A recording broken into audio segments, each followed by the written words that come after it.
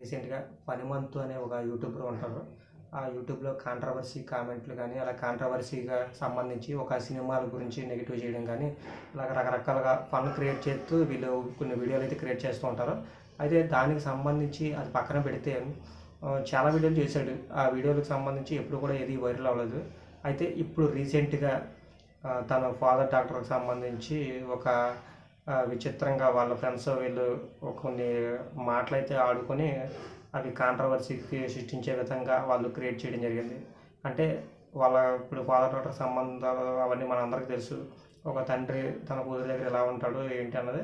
అలాగా కొన్ని కొన్ని సంబంధాలు ఉంటాయి. అవన్నీ కూడా మనం అది చాలా పాజిటివ్‌గా తీసుకోవాలి. అంతేగాని నెగిటివ్‌గా క్రియేట్ చేసి ఇలాగ వల్గారిటీగా సృష్టించి అవన్నీ కూడా వదలడం అవన్నీ ద్వారా వాళ్ళు ఫన్ క్రియేట్ చేసామనుకుంటున్నారు కానీ వాళ్ళ వ్యక్తిగత ఇప్పుడు ఎవరైనా సరే తండ్రికి సంబంధించి తండ్రి మధ్య మంచి బాండింగ్ ఉంటుంది.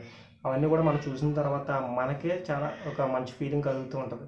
కానీ దాన్ని వల్గారిటీగా క్రియేట్ చేస్తూ కొంతమంది రీల్స్ క్రియేట్ చేయడం, అలాగే రకరకాలుగా ఇన్‌స్టాగ్రామ్ వచ్చిన తర్వాత మరీ దారుణమైన పరిస్థితి. టిక్‌టాకర్‌గా పోయింది. ఇప్పటికైనా ఒక మంచి వీడియోలు చేసి ఒక ఫన్ క్రియేట్ చేశారంటే వేరు. కానీ ఇప్పుడు ఈ హనుమంత్ అనే వ్యక్తి చాలా దారుణంగా క్రియేట్ చేస్తూ వీళ్ళు ఫన్ క్రియేట్ చేయడం జరిగింది. తర్వాత ఆ వీడియో వైరల్ అవ్వడం, చాలామంది తిట్టడం అవన్నీ కూడా జరిగింది. ఎందుకంటే తండ్రి కూతురు మధ్య ఎంత మంచి బాండింగ్ ఉంటుంది. దాన్ని కూడా నెగిటివ్‌గా చూపించడం ఇవన్నీ కూడా చాలా దారుణం అంటూ పబ్లిక్ అయితే తిడుతున్నారు వాళ్ళని. అయితే దీనికి సంబంధించి సాయిధరమ్ తేజ కూడా స్పందించారు. సైబర్ క్రైమ్‌కి కంప్లెయింట్ చేస్తూ ఈ వీడియోకి సంబంధించిన ఒక యూట్యూబ్ ఛానల్ వాళ్ళ మీద కంప్లెయింట్ అయితే పెట్టడం జరిగింది. అలాగే ఏపీ, తెలంగాణ ఈ 2 రాష్ట్రాల నుంచి వీళ్ళ మీద చర్యలు తీసుకోవాలని అయితే సాయిధరమ్ తేజ గారు చెప్పడం జరిగింది. దీన్ని బట్టి మరి ప్రభుత్వాలు ఏ రకంగా స్పందిస్తాయని మనమందరం కూడా చూడాలి. దానికి కూడా తను ఒక వీడియో చేయడం జరిగింది క్షమించమంటూ. మరి ఆ వీడియోని మరి జనాలు ఏ రకంగా తీసుకుంటారనేది అయితే మనం చూస్తూ ఉండాలి.